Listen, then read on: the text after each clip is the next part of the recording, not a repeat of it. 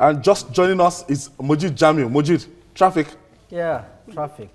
Welcome, Mojid. That is Lagos. Good evening. We were told earlier that Nigerian army invaded Bama. Right now, they've captured that particular place. It's like the commercial capital of Borno State. Yeah, I think it's thing for us. At least it's giving us confidence. I mean, it shows that confidence is returning back to the Nigerian army, and the troops are really up and doing. As you can see too, just this morning we had reports that some 20 officers were being court-martialed for sabotage. Part of, I mean, I think about a brigadier general, some lieutenant colonels. I mean, those who were believed to have been sabotaging the efforts. So I think if you look at all these scenarios, I think it's good for the Nigerian military. But then there's also reports that the Chadian president is saying that some people in Nigeria are giving information to Shekau, which made him escape. So I think we need to be careful how we treat such people. Although what we have on ground, I think, is a good within the military or yeah, within the military. Okay. And if you look at that vis-a-vis the court-martialing of 20 military officers, and it's holding in Lagos as we speak. I think it could give credence to what the Chadian president is saying. You want to react to that, Jide? The fifth columnist being within the Nigerian army? Yeah, we've always had fifth columnists in the army. It's one of the reasons why this war has been difficult to win. Because some people saw this war initially as an ethnic war. You know, initially Boko Haram had so much sympathy of people who shouldn't give Boko Haram sympathy. Then later on, Boko Haram stopped bombing churches and now stopped, even started attacking mosques and killing some other people. You know, so at that point, so it became a war that we should all come together and fight. Because initially, people didn't think that this war was a war for everybody. So, and the army, I also believe that within the army, there were some people who had sympathies, you know, for this ideology that these guys profess. And they continue to give information to the enemy. There's a particular ambush of Nigerian soldiers that I find extremely painful every time I remember. Those ones that shot the GOC. Every time, yes, those ones. I'm not even talking about that one. I'm talking about the ambush of the Nigerian army in a village called Nafada in Gombe State. Okay. They killed 24 soldiers in one ambush. The soldiers who lost their lives were returning from Chibok, you know, and they returned late, and then they were ambushed by Boko Haram and killed. It led to that insurrection within the 7th division, you know, which eventually led to the removal of the GOC. We are getting results now because there is a new GOC. I'm sure you heard was talking that the attack was led by the GOC himself. Yes, the new GOC used to command our military base in Bama, so he understands the terrain, even though he comes from he's a Yoruba man. You know, he understands the terrain perfectly. So that's the new man in charge. And since he took over, in fact, a friend of mine in the army said, look, that this man, that soldiers are ready to go to war blindfolded for him. You want to tell us about this tank? They are saying that, yes, these are the tanks that Nigeria bought from Ukraine, T-72 Russian tanks. Now, they are saying that, look, they are ready to die for this man. They want him to succeed because they can see that he's committed, he wants to, he's honest about his pursuit of victory over Boko Haram. So for him, for a general and GOC for that matter to have led the operation in Bama, critical warfare. In Bama, because look, these same Bama Nigerian soldiers are tried in the past to take over this Bama and they failed. Because it's well fortified. Boko Haram have put a lot of their weapons there. And landmines all over. Everywhere. So now for a general and a GOC to have led that operation, that's the height. Even Schwarzkopf didn't go to the front line during the Gulf War. You know, that says a lot about the kind of officer that he is. And one other thing that intrigues me is the fact that we learned that there had a lot of landmines around. And how they were able to, in spite of the landmines, got in, and we never had a situation whereby our military guys were kind of destroyed by the landmines. I think they should be commended, and I think this has built up the level of confidence of Nigerians. I think I've seen a visual where they were trying to detonate one of the landmines. As they were going, they were detecting it and they were detonating it systematically. I think they've gotten the level of experience. The army has minesweepers now. And secondly, the T-72 tank. The T-72 tank is insulated against landmines, IEDs, and small landmines.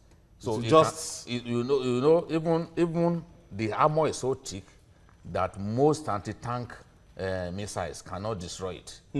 And we bought 77 T-72 tanks. There is no way. The image of the Nigerian army has been restored. In fact, to have 77 T-72 Russian tanks, even though it's not the most modern tank that even the Russians have made, they have the T-90. You know, it's in the region, in the West African sub-region, it has restored us as the unquestioned number one military power, because you assess a country's military strength by the weapons, by the military hardware that it has. So to have these armored tanks with a shooting range of 2,000 meters is really, really significant. That's why everything about the war has changed. Mojid, now, how would this impact, because what this program is about is election. How would this impact on the coming election? Yes, for some of us, we thought that what we could not achieve in 6 years, how is it possible to get it done in 6 weeks? But then, as we can see, the commitment and the willpower is now there, especially with the Nigerian military. And I think a lot of people have raised a lot of doubts as to the willingness and the commitment of the Nigerian military to the war that we are prosecuting. But then, from what we have, what we've been saying in the past few weeks, the last 2-3 weeks, yes, it's rapid.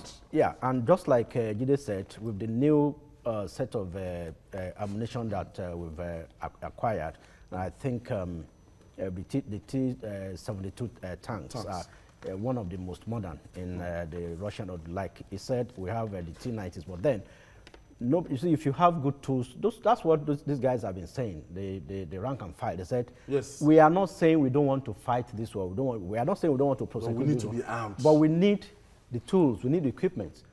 And you want to wonder if we are able to get this equipment within the short space of time that we have now. What have we been waiting for in the past 6 years? Every year we budget about 1/4 of our total budget, at least about on defense. The minimum is 896 billion that we have been budgeting on defense in the last 6 years. And this year is about 942 billion. I mean, sorry, 2014, because the one for 2015 is still in the with the Senate. There was a special $1 billion intervention fund. Yeah, they said a special $1 billion intervention fund, which we actually, that is what we are using to bring in this new equipment. So, but then, good said, it's a good development for us, and I don't think anybody will give us any excuse now, because most of about 60% of the towns taken over by Boko Haram are now fully recovered. Any moment from now. So I don't think, and with the level of PVC collection in the northeast, I don't think anything will stop them from holding election. Yeah, I don't think the NSA should tell us now that election will not we won't hold election. Okay, moving forward now, Jide, moving forward.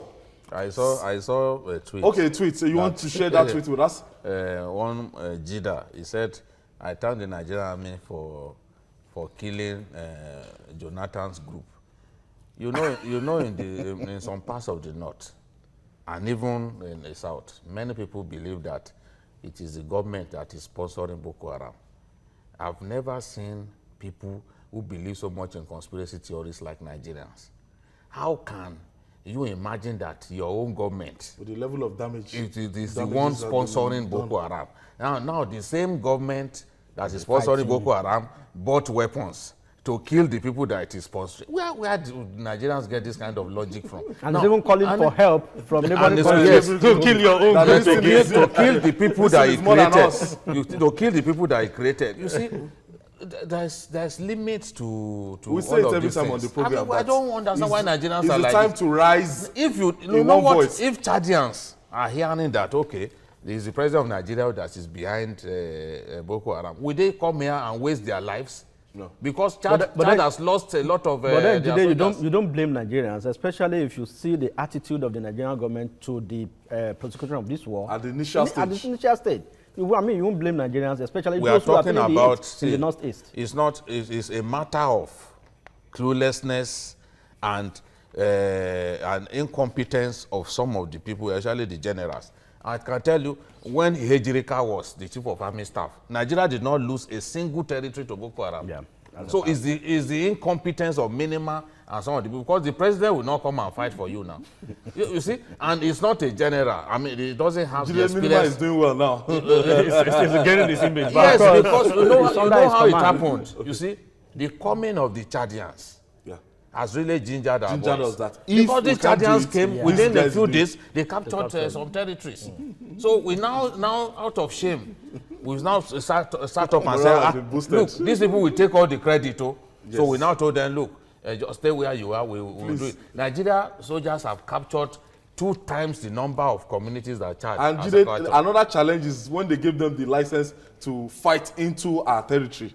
Do you understand? It will be like, yes, they will help us to come and do the job. Instead, the Nigerian army will say, no, we can do the job. That's what they are trying to prove. No, what they're just saying is, okay, those communities along the border, police those communities, the communities that you have recaptured, keep your troops there, because we know these guys will come back if you don't keep your troops repel there. them. How many troops have they actually sent into Nigeria? If we allow them to advance further and further, in fact, they were going to get as close as 40 kilometers to Maiduguri.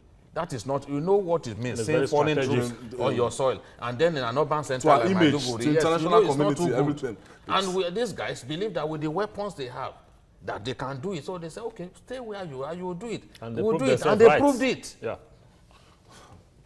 Well, let's join Ibrahim Alege, our correspondent in Osun State. Take a listen to this report. We'll be back.